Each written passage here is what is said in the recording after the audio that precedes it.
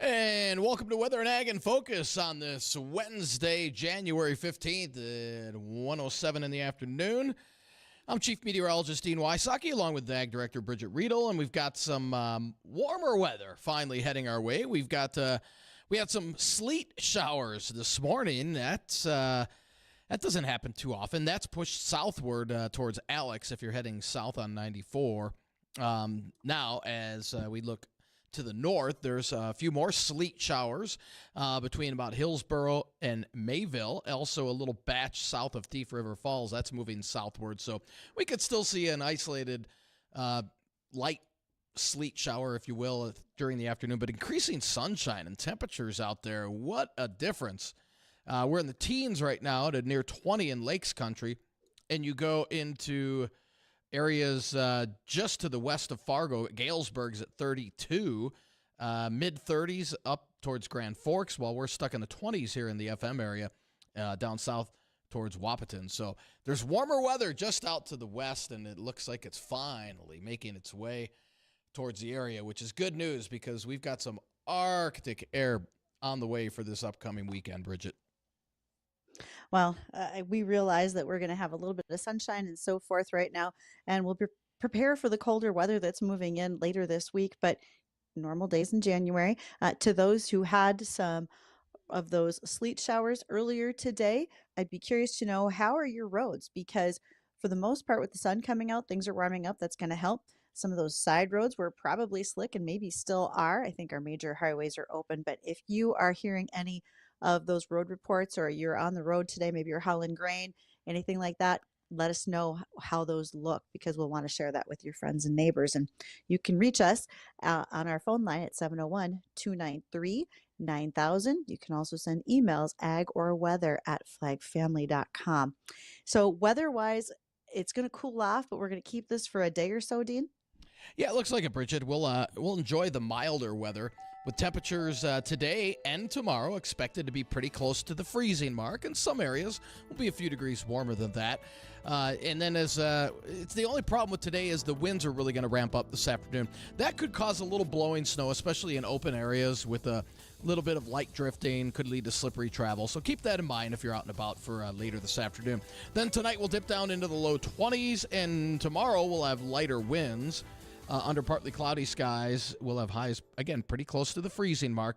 Now, Friday, Arctic front hits, and we'll have a morning high right around freezing, and then falling temperatures and very windy conditions in the afternoon. We're looking at wind gusts over 40 on Friday afternoon as temperatures fall from the 20s into the teens. And the weekend, it is going to be cold. Coldest air of the season so far heading our way, with temperatures on Saturday about 1 above. And then highs on Sunday between 5 and 10 below. Morning lows between 18 and 23 below. And we're looking at wind chills Sunday into Monday, anywhere between 30 to 45 below across the area. I think in the FM area, we'll probably be closer to about 35 below. I think the colder wind chills are going to be in the Northern Valley, where, yeah, there's some indications 45 below will easily be reached in the Northern Valley. So dangerously cold weather for this upcoming weekend. Make sure, please, have that winter weather survival kit packed in your vehicle. You don't want to break down in this weather. Thankfully, there's not going to be a lot of snow, although I do think we'll see a quick burst of snow Friday on the Arctic front, where we could pick up a half inch or less. But if it falls at the same time those winds are strong, we could have some reduced visibility on Friday for a brief period of time. So keep that in mind if you're doing any traveling here over the next few days. For those of you who are on your church councils or organizing events for Sunday, please keep that in mind with those bitter cold temperatures. You need to consider what may be the case of, if you have elderly who want to come out to services, and might not always be good. I mean, this happens this time of the year where occasionally we just have to say we can't have services because we don't want people out on the road. Certainly don't want anybody to get stranded or frustrated with trying to get a vehicle started, all those types of things. So I'm sure some of those decisions will be made later on this week. Hate to see not having a church service, but also got to keep parishioners safe. And this weather update is sponsored by Ryan Bonesack. He is with Equitable Agri-Finance, providing long-term fixed rates for farmland financing. He's here to help farmers and ranchers, and especially right now as we get into the new year, many of you are making some of those decisions. Please give Ryan a call at 701 261 6529. He'd be happy to help you out.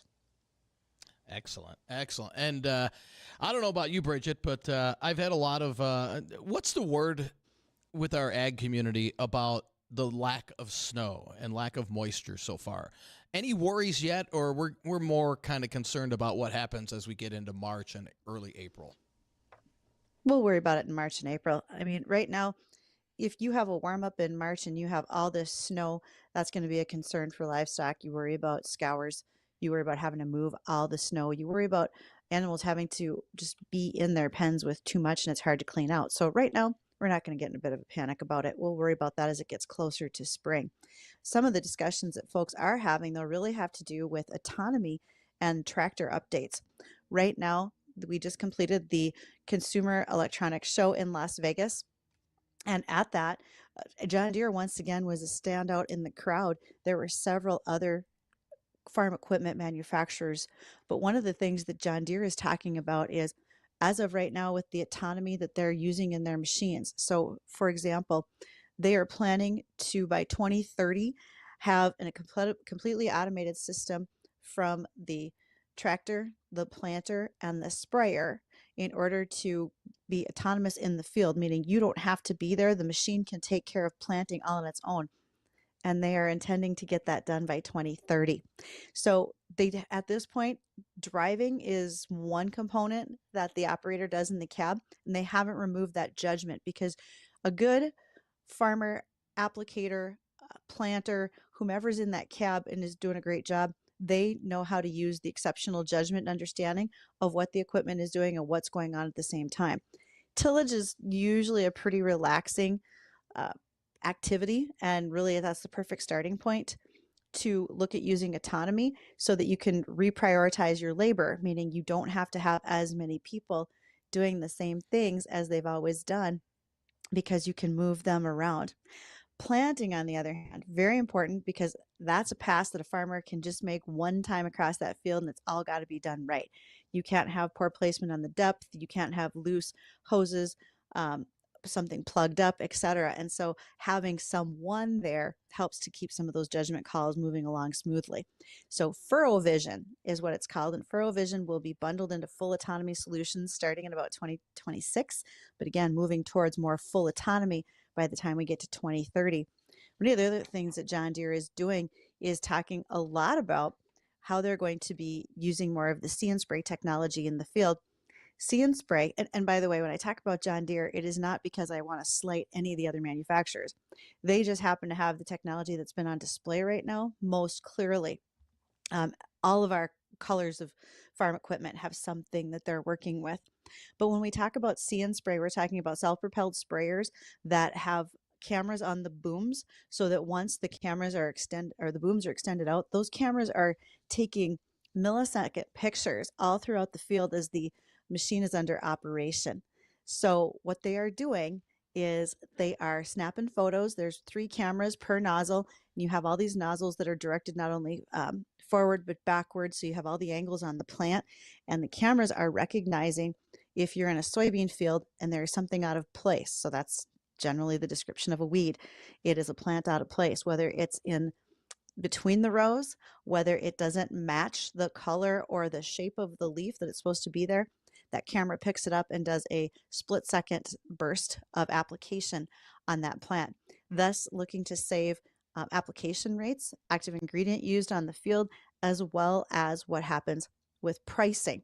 A question that I don't know if everybody has been able to experience and answer yet is, how do you mix up your batches for that? Because if you plan to spray 100 acres that day, but because of See and Spray, you only sprayed 40, what do you do with the leftover mix, right? You can't just put that back in a jug and save it in many cases, because it will fall out of solution. It can plug up nozzles if it sits in a tank too long, that type of thing. So if anyone is working with a See and Spray sprayer right now and has an answer for me for that, I would love to see it. I haven't had a chance to experiment with the hands-on with the sprayer as much as I'd like to answer that question yet. Nonetheless, these are just some of the automations that John Deere sees going forward, and they are looking to be able to not only use that tractor and planter and sprayer by 2030. There'll be more harvest portions of the autonomy that will happen as well when it comes to combines, grain carts, and so forth. So keep your eyes out. Autonomy is there. It is not taking away jobs, it is helping farmers reprioritize what they can do with their labor on a farm. So, again, like I said, Consumer Electronics Show in Las Vegas had a lot of highlights from the farm fields these days, you could say. So, And it'll be very cool. and it'll be warmer out there than it will be here. Well, yeah, absolutely. It's always warmer in Vegas. And it's warmer where our guest is today, and that's Don Hartmann. Don is from New Mexico. He raises cotton and hatch chilies, and he does that in the very southern part of New Mexico. And I'm looking forward to asking Don quite a few questions today about what that looks like. And also, with Don joining us, that gives us an opportunity to do something a little bit fun. We've got tickets for the boat show to give away sometime within this hour. So we're waiting for an opportunity to open up those phone lines for that as well. So we'll get to that and so much more today. Stay tuned.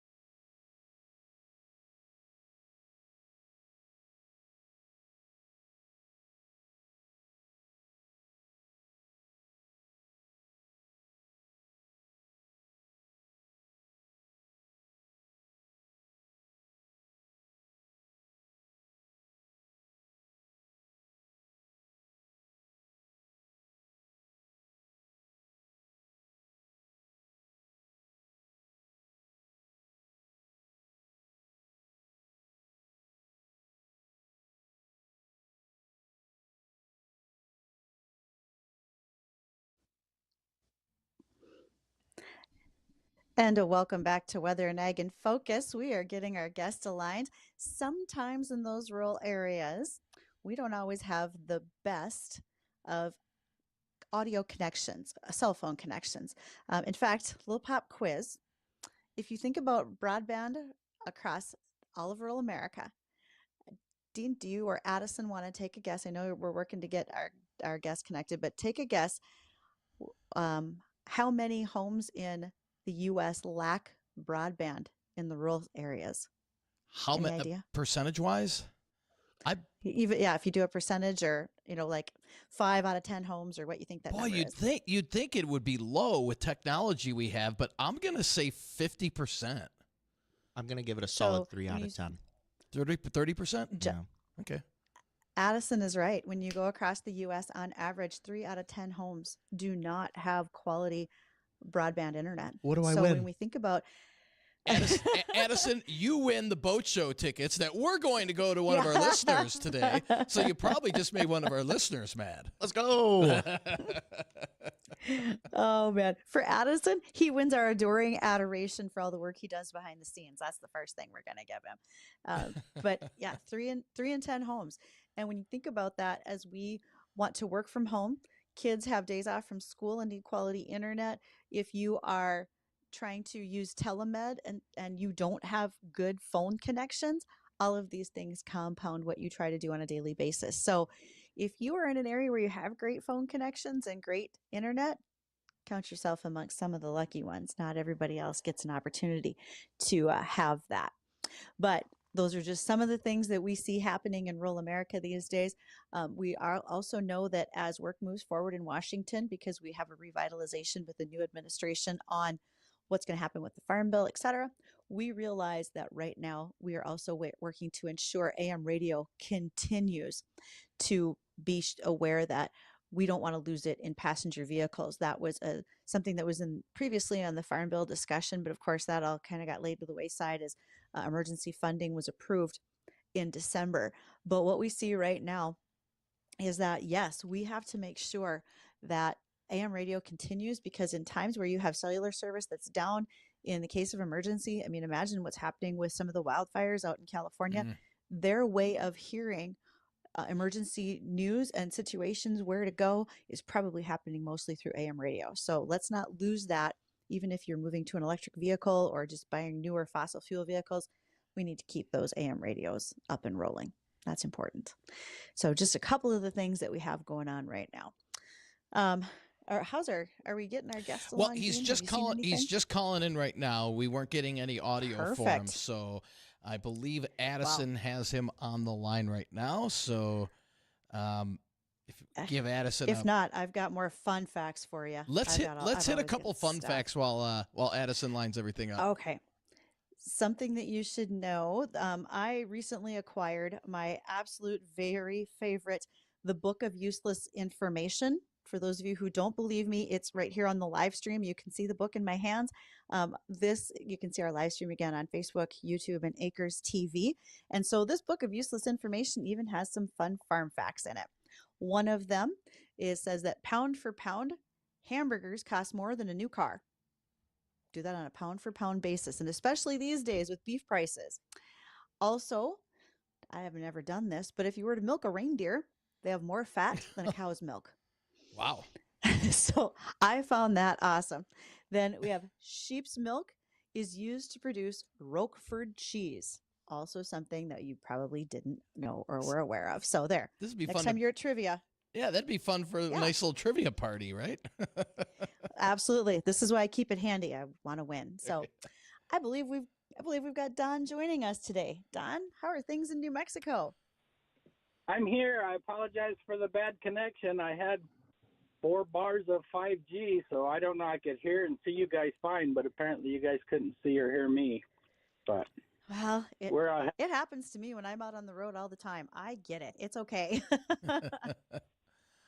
Well, we're having quite a windy, blustery day here in southwest New Mexico, so I'm just out spreading some fertilizer, trying to get some ground ready for spring.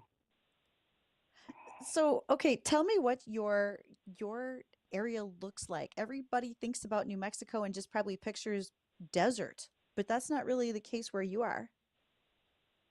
Well, no, we're surrounded by mountains. We're kind of in a valley, and all of our water is pumped from our own little aquifer here called the Members Valley Basin. And our annual rainfall is about 7 inches a year. So everything that we grow has to Wow. be irrigated. Yeah. And we are 100% full drip irrigation. We have buried drip tape in the ground, and it's kind of like a lawn sprinkler. It's set up in zones, and yeah, we do all of our fertigation and chemigation all through the drip, and it's all controlled by computer. And got the tail end a little bit of your conversation about See and Spray and autonomy, and that is a very interesting subject. And being part of Outstanding Farmers, we're sponsored by John Deere, and so we had a chance a couple of years ago to see John Deere's new See and Spray technology, because one of our guys that we dealt with Deere was leading the team on that, and also the planter that does the injection right at the seed with fertilizer. So that was kind of a cool deal. But yeah, we're surrounded by mountains. It does look like desert. We have a lot of mesquites out in the brush. We farm we have to have water right, and the water right is tied to the land. Been for 100 years, and the basin is closed, so you can't just go out and grub off and put in new land. It has to have historical water rights, or you have to transfer water rights from somewhere that has it to where you want it. And there's lots of caveats to that. Okay. It is. I tell you what, pretty- Don, you have given me so many notes for us to talk about. We're not even close to just the production of hatch chilies, but the water rights, the fertigation, the chemigation. Before we hit our bottom of the hour news, I have a quick question for you. You were talking about John Deere, and you were saying, the placement of fertilizer with the seed. I think you were talking about the exact shot system from John Deere. Yes, right. Okay, as a farmer, what's your opinion for your operation when it comes to FurrowVision Exact Shot, See and Spray? Is it a good fit for what you normally do, or is it something that is down the road for your farm? Well, for us, I would say it's probably down the road, because we can do the same thing pretty much with our drip irrigation. Because, drip tape, if the ground was perfectly flat, our drip tape is buried 7 to 8 inches under the ground. And then we plant right on top. So all of our tractor's equipment is GPS, RTK, sub-inch accuracy. And so we plant right on top of that drip tape. Well, that water goes through an emitter and seeps out right there in the root zone. So we have kind of the same thing already. So for us, it's probably not viable, but there is a company close to us who uses similar technology. They're a very small mom and pop operation, and they make thinning equipment for lettuce, sugar beets, chili, whatever. And they have the same type of technology, and they can thin, because we plant chili, we plant about 4 pounds of seed per acre. And then we'll go back, because I tell everybody growing chilies like raising sheep. It's just looking for an excuse to die. Hey, that's also lentils. They try to die too. Oh, shit. Yeah, so we go in and we plant thick, and then once we have a good stand established, when the plants are about 2 to 3 inches tall, between 3 and 4 leaves, true leaves, then we'll go in with either a machine or a crew, and we will thin it so that we have, space for the chili plants to grow. and we try to space them about 10 inches apart. We'll leave 1 or 2 plants every 10 inches throughout the whole field. And chili's Okay. very labor intensive. It's all harvested by hand. So Wow.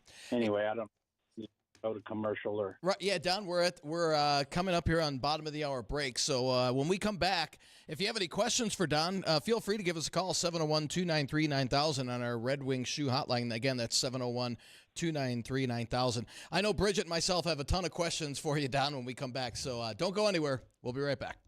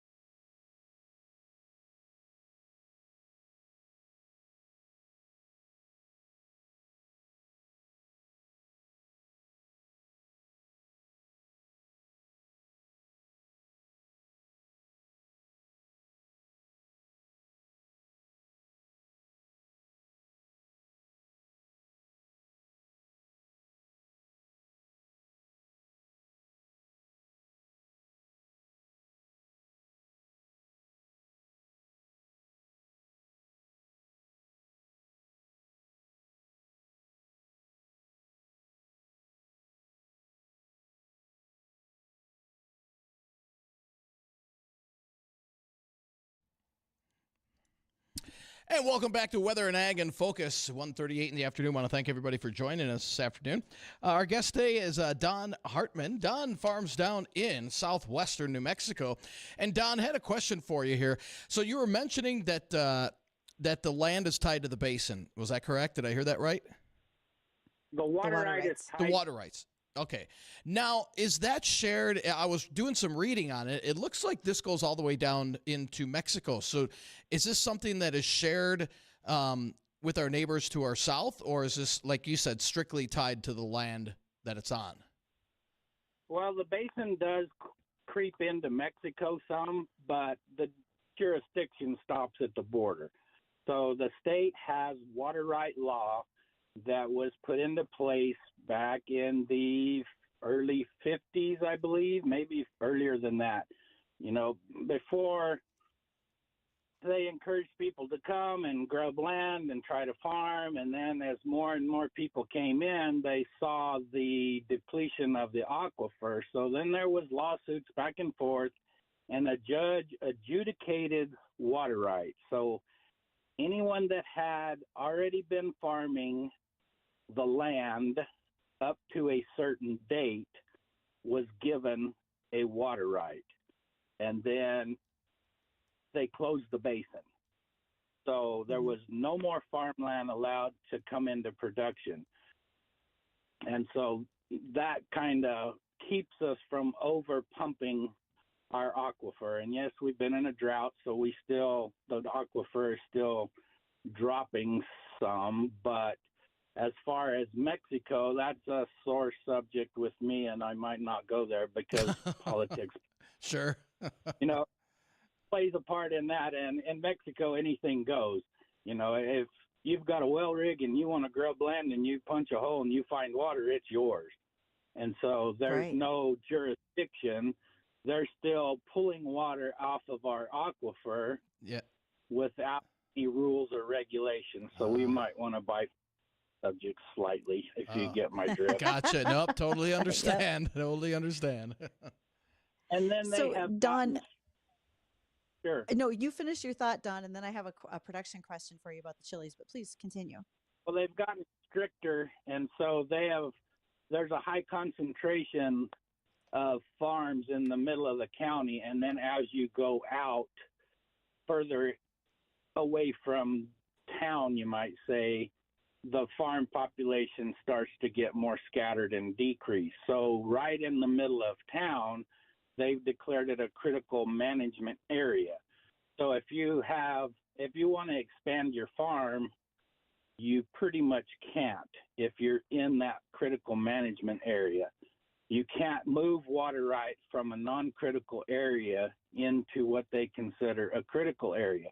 Now, if I want to move out, I can do that. I can move my water right from my farm if I decide to move 10 miles further west or south out of that critical management area. I can stop production on my farm, put in an application to move that water right, and as long as it's moving out into a non-critical area, then there's a good chance they will allow that to keep from over pumping here in this well your management area. system.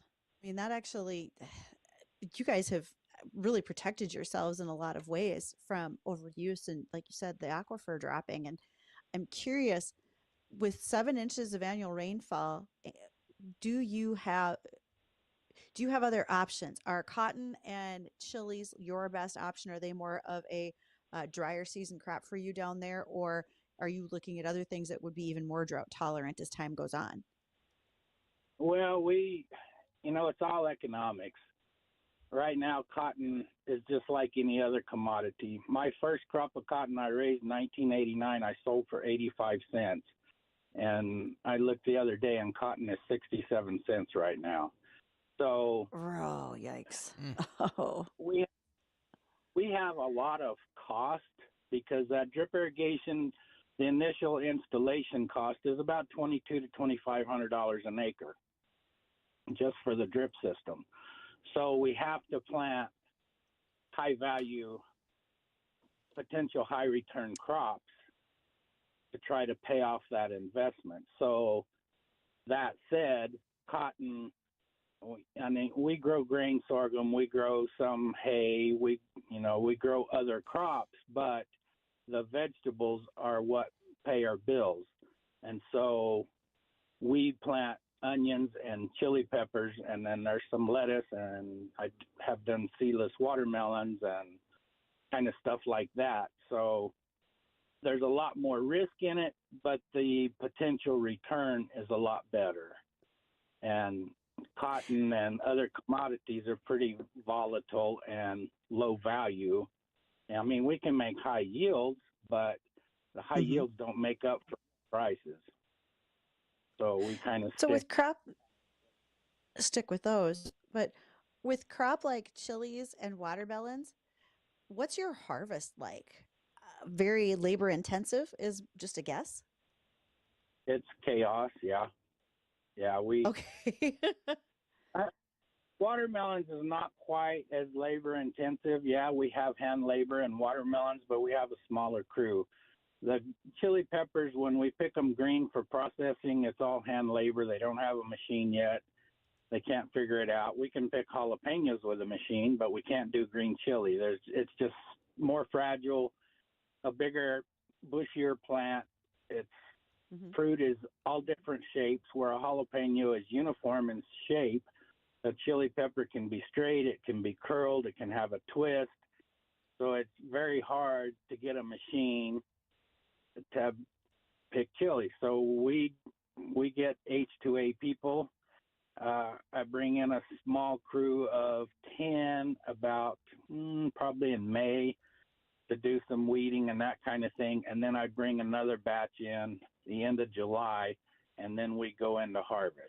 And the onions are all still hand harvested here because we still get a premium for hand clipped because they're a cleaner onion. You don't have as many roots. You don't have a big, long, dry neck sticking out of the onion.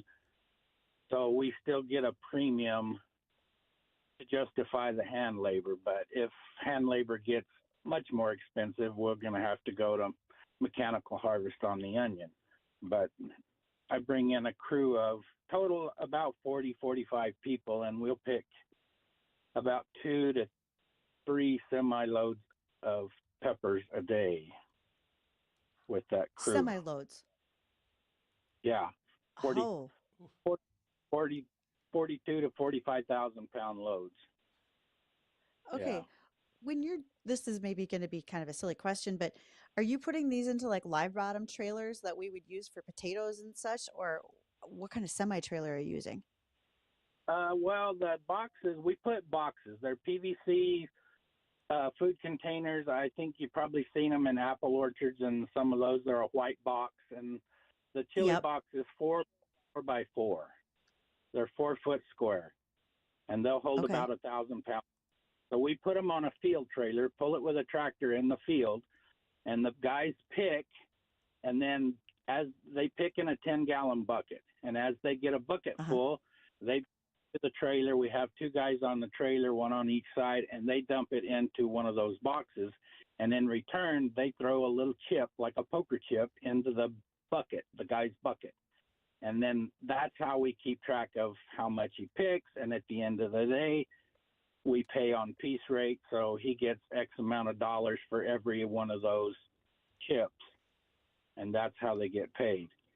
And then once the chili is in the box, the trailer's full, we'll put 6 to 8 boxes on a trailer.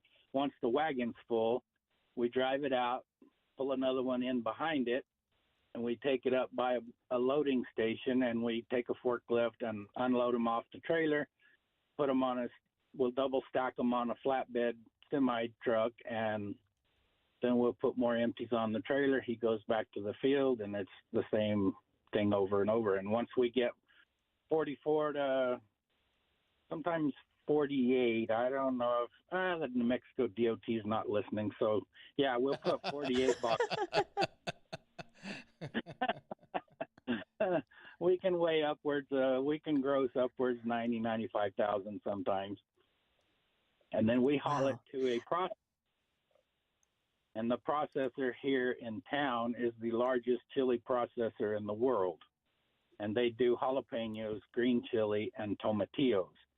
And you may not like what I have to say, but you corn bean guys killed us with NAFTA and the North American Free Trade Agreement because you guys push markets for corn and beans. Well, when you negotiate, somebody's got to give and somebody's got to take. So Mexico and some of these other countries gained access to our vegetable market, and in return, we got access to their corn and bean markets. So yep, I know exactly what you're saying. So when that happened, basically the U.S. vegetable fruit growers got sacrificed. And so we can't compete. It's hard for us to compete with Mexico and their fresh produce because of labor and other, factors. But green chili is very time sensitive. A jalapeno pepper will keep under refrigeration for 30 days. A green chili, you have 2 to 3 days, and then it just starts to melt and fall apart. Oh.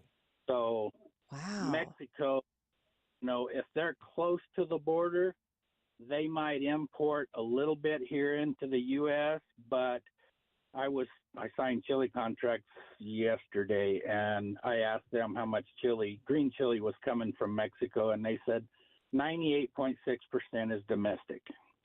So there's only, 2.5 or 1.5% that's coming from Mexico.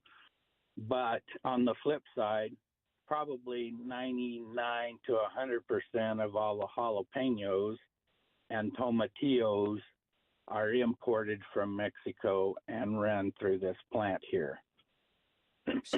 Sure. And So, we are paid by Don, the ton. okay. So we you roll said over. paid by the ton. I heard you say that. Right. I do have one quick comment. Several of your friends up here who knew that you were going to be on today have said that the onions that you raise are sweet like apples. Like you can pick one up and eat it that way. What kind of variety of onion are you raising?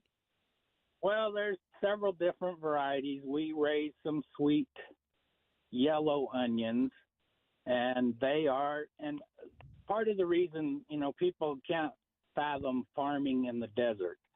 Well, the desert has some of the highest quality fruit, whether it be grapes.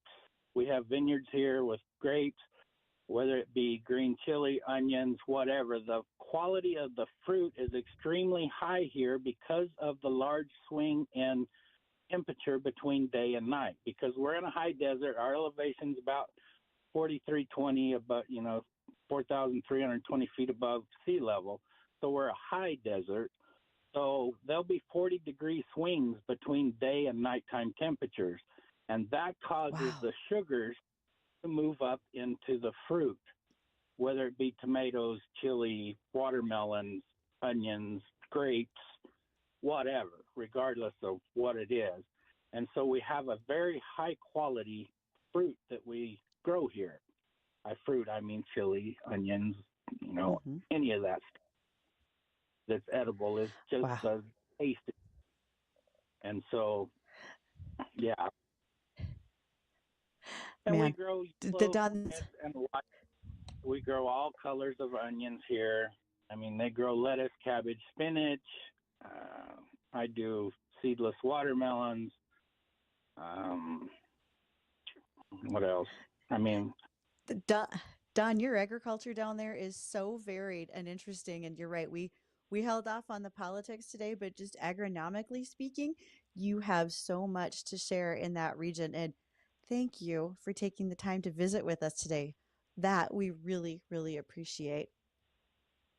Well, thank you for having me. And I know this conversation can go on further. So if you're interested in learning more, don't hesitate to call, and I'll be glad to help and talk about it. You are my new Southern expert. Thank you. Thanks, Don. Well, you know what they say about an expert? An X is a has-been, and a spurt is a drip under pressure. Geez, I was just going to say you were more than 50 miles from home, so you're an expert. Oh. But thanks for having me. It's been a pleasure. Thanks, Don. Thank you, Don. And please, everyone, stick around. We want to make sure to give away a set of tickets to the boat show and check weather.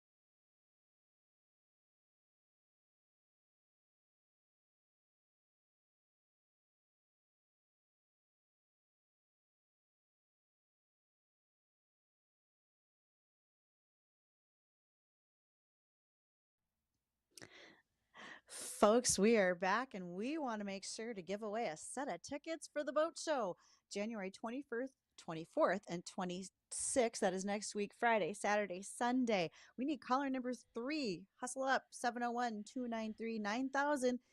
Dean is going to go ahead and take caller 3 and let us know who that is. We will. So your caller 1, hurry up and try again. And your caller 2 just missed it. Try again. And who do we have here? Raleigh King. Raleigh? Congrats, man. You're caller number 3. Way to go. Have you ever been to the boat show? Have you been to the boat show before? Yes, I have. Oh, yeah, but it's been a few years. Great. Fantastic. We're going to put you on hold here, and our producer, Addison, will get all the info from you.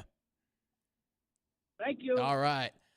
Good deal. So let's take a quick look at radar. If you're looking north from the FM area, you'll notice some white streaks to the clouds. There's a little bit of precip right now in form of a sleet shower just to the southeast of Georgetown, moving southward. So this will clip areas just to the east of the FM area. We might get a brief light sleet shower here over the next hour. But after that, we're looking at partly cloudy skies. Temperatures are currently warming up.